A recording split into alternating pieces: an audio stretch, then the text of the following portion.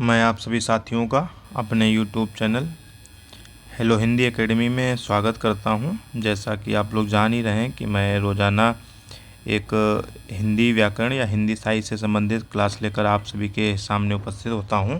तो उसी कड़ी में आज यह क्लास हिंदी साहित्य से संबंधित है। और आज की क्लास में नया यह है कि दोस्तों, कई बार कुछ रचनाएं या कुछ प्रश्न ऐसे होते हैं जिनमें कन्फ्यूजन अधिक होता है बच्चों को। तो क्योंकि जैसे कई रचनाएं क्या होती हैं कि एक ही नाम की होती हैं या फिर एक जैसा नाम होता है, तो उनमें बहुत कन्फ्यूजन होता है विद्यार्थियों को। तो वही कन्फ्यूजन वाले जितने भी प्रश्न हैं उनको एक साथ हमने समेटने की कोशिश की है। तो इस क्लास में आज वो सारा कन्फ्यूजन ख़त्म करेंगे। दोस्तों, यह जो क्लास है यूपी टीजीटी, पीजीटी या फिर DSSB टीजीटी, पीजीटी और यूजीसी नेट के लिए समान रूप से उपयोगी है। अन्य राज्यों में जहाँ कहीं भी हिंदी साहित्य से संबंधित प्रश्न पूछे जाते हैं उसके लिए भी यह क्लास समान रूप से उपयोगी है। चलिए बिना किसी देरी के शुरू करते हैं। पहला प्रश्न है, शिरीष की याद आई नामक ललित निबंध किसका है? तो यह जो निबंध है यह विद्यानिवास मिश्र का है। और इसी से संबंधित दूसरा एक प्रश्न है, शिरीष का फूल। पहले में क्या था, शिरीष की याद आई तो विद्यानिवास मिश्र का है। और शिरीष का फूल नामक निबंध किसने लिखा?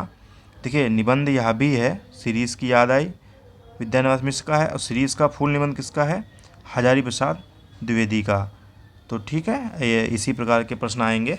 कई में क्या होगा कि एक ही नाम की कई रचनाएं होंगी, तो वो भी आगे देखेंगे। हत्यारे कहानी, देखिए हत्यारे कहानी किन दो साहित्यकारों ने एक शीर्षक से लिखी है? एक तो अमरकांत ने लिखी है और दूसरी कहानी शैलेश मटियानी ने लिखी है। ठीक है, ये नंबर एक इन्होंने लिखी और दूसरी इन्होंने लिखी, उसका नाम लेकिन हत्यारे ही है। ठीक है। चील कहानी, देखिए चील कहानी किस कहानीकार की है? तो चील जो कहानी है वह शैलेश मटियानी की है।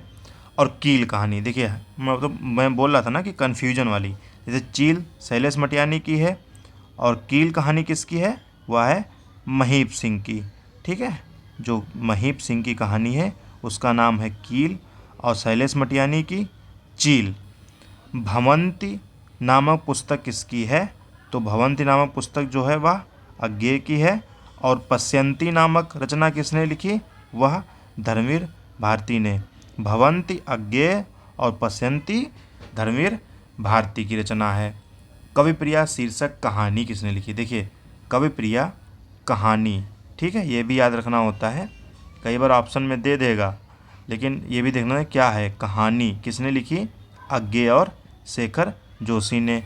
अब आप लोग जिसको ज़्यादातर पढ़े होंगे, कविप्रिया शीर्षक काव्य रचना, ठीक है, ज़्यादातर लोग काव्य रचना ही जानते हैं कविप्रिया। ठीक है, और मान लिया ऑप्शन में दे दे कविप्रिया कहानी किसने लिखी और ऑप्शन में केशवदास दे दे, तो बहुत से लोग केशवदास को टिक करेंगे। लेकिन जो कविप्रिया कहानी है यह किसकी है? अज्ञेय और शेखर जोशी की। अब जब प्रश्न पूछे कि कविप्रिया काव्य रचना करने वाले भक्त काल के श्रेष्ठ कवि हैं, या फिर कह दे कविप्रिया शीर्षक काव्य रचना किसकी है, तो वह है केशवदास की। ठीक है, आप लोग अंतर समझ लीजिए। कामधेनु कहानी किसने लिखी? देखिए अब कामधेनु कहानी किसने लिखी? तो कामधेनु कहानी जो है वह रमेश उपाध्याय ने लिखी। और कामधेनु निबंध के संग्रह किसका है? वह है कुबेरनाथ राय का। कामधेनु निबंध संग्रह किसका है? कुबेरनाथ राय का। गोबर गणेश संहिता निबंध संग्रह लिखने वाले निबंधकार हैं। गोबर गणेश संग्रह संहिता जो है निबंध संग्रह किसका है? चंद्रधर शर्मा गुलेरी का। ठीक है, चंद्र शर्मा लिखा है यहाँ पर, तो चंद्रधर छूट गया है दोस्तों, टाइपिंग मिस्टेक है। चंद्रधर शर्मा गुलेरी इनका उपनाम है। तो ये आज निबंध संग्रह इन गुलेरी जी का है। और गोबर गणेश उपन्यास किसका है? जो गोबर गणेश संहिता है वह चंद्र शर्मा गुलेरी का निबंध संग्रह है। और गोबर गणेश जो उपन्यास है वह किस आधुनिक साहित्यकार ने लिखा? तो रमेश चंद्र शाह ने लिखा। त्रिशंकु निबंध संग्रह किसका है? तो जो त्रिशंकु निबंध है संग्रह है वह अज्ञेय का है। ठीक है, और त्रिशंकु कहानी किसने लिखी? वह मन्नू भंडारी ने लिखी। आप लोग फिर से इसको देख लीजिए। त्रिशंकु जो अगर पूछे निबंध संग्रह तो अज्ञेय को टिक लगाएंगे, और अगर त्रिशंकु कहानी पूछे तो हम मन्नू भंडारी को टिक लगाएंगे। त्रिशंकु नाटक अगर पूछ दे, देखिए अब देखिए 3 चीज़ें, थोड़ा ऐसे कर लेते हैं कि पूरा दिखे स्क्रीन में। देखिए त्रिशंकु जो है निबंध संग्रह अज्ञेय का, त्रिशंकु कहानी मन्नू भंडारी की, और त्रिशंकु नाटक किसका है? ब्रजमोहन शाह का। ठीक है, आशा करता हूँ आप लोगों का कन्फ्यूजन ख़त्म हो रहा होगा। अब देखिए मुक्ति कहानी, मुक्ति कहानी लिखने वाले कहानीकार हैं, किसने लिखी? अखिलेश, और अखिलेश ने, और कौन सी पत्रिका में? तद्भव। ठीक है, और मुक्ति उपन्यास किसने लिखा? वह महेंद्र नाथ ने लिखा। मुक्ति कहानी किसने लिखी? अखिलेश ने, और मुक्ति उपन्यास किसने लिखा? महेंद्र नाथ ने। मन्नू भंडारी की कहानी यही सच है पर कौन सी फिल्म बनी थी? जो मन्नू भंडारी हैं इनकी कहानी है यही सच है, उस पर कौन सी फिल्म बनी थी? तो रजनीगंधा। बहुत ही अच्छी फिल्म है, आप लोग ज़रूर देखिए, मैंने तो देखी है, बहुत अच्छी फिल्म है, आप लोग देखेंगे तो अच्छा लगेगा। और उस कहानी का नाम क्या है जिस पर यह रजनीगंधा फिल्म बनी है? यही सच है। विवर्त कहानी संग्रह किसका है? तो जगदीश गुप्त का है, और यह कब प्रकाशित हुआ? 1981 ईस्वी में। विवर्त कहानी संग्रह जगदीश गुप्त का है, और प्रकाशन इसका 1981 है। दोस्तों वीडियो अगर अच्छा लग रहा हो तो लाइक कर दीजिए और दोस्तों साथ शेयर कर दीजिए। चैनल पर नए हैं तो चैनल को सब्सक्राइब जरूर करें। जो भी सुझाव हों वो हमें कमेंट बॉक्स में ज़रूर दें। दोस्तों सब्सक्राइबर बेस बढ़ने से हमारा मनोबल बढ़ता है। ठीक है, आगे बढ़ते हैं। विवर्त, देखिए विवर्त कहानी संग्रह यहाँ पर पूछा किसका है? तो जगदीश गुप्त का। और विवर्त उपन्यास किस महिला उपन्यासकार ने लिखा?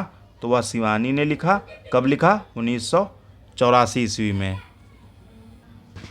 तार सप्तक का प्रकाशन कब हुआ? तार सप्तक का प्रकाशन 1943 ईस्वी में हुआ। आगे बढ़ते हैं। फूल नहीं रंग बोलते हैं किसकी कविता है? फूल नहीं रंग बोलते हैं किसकी रचना है, किसकी कविता है? तो केदारनाथ अग्रवाल की यह कविता है। और दोस्तों तार सप्तक का प्रकाशन तो 1941 में हुआ, लेकिन इसके संपादक कौन थे? तार सप्तक के प्रकाशक कौन थे? वह थे अज्ञेय। ठीक है, आगे बढ़ते हैं। केदारनाथ अग्रवाल पर किस बहुचर्चित प्रकृतिवादी कवि ने कविता लिखी? केदारनाथ अग्रवाल पर किस बहुचर्चित प्रगतिवादी कवि ने कविता लिखी? तो वह बाबा नागार्जुन ने लिखी। आगे बढ़ते हैं। प्रवासी के गीत, प्रवासी के गीत रचना किस सन में प्रकाशित हुई या है? प्रकाशित हुई, यहाँ पर हुई लिखते हैं। ठीक है, प्रवासी के गीत रचना किस सन में प्रकाशित हुई? तो वह 1939 ईस्वी में प्रकाशित हुई। और प्रवासी के गीत किसने लिखी? तो वह नरेंद्र शर्मा ने लिखी। तो आज की क्लास आज समाप्त होती है। मैं फिर से आप लोगों से निवेदन करता हूँ, वीडियो अच्छा लगा हो तो लाइक कर दीजिए और दोस्तों साथ शेयर भी कर दीजिए। चैनल पर नए हैं तो चैनल को सब्सक्राइब जरूर करिए।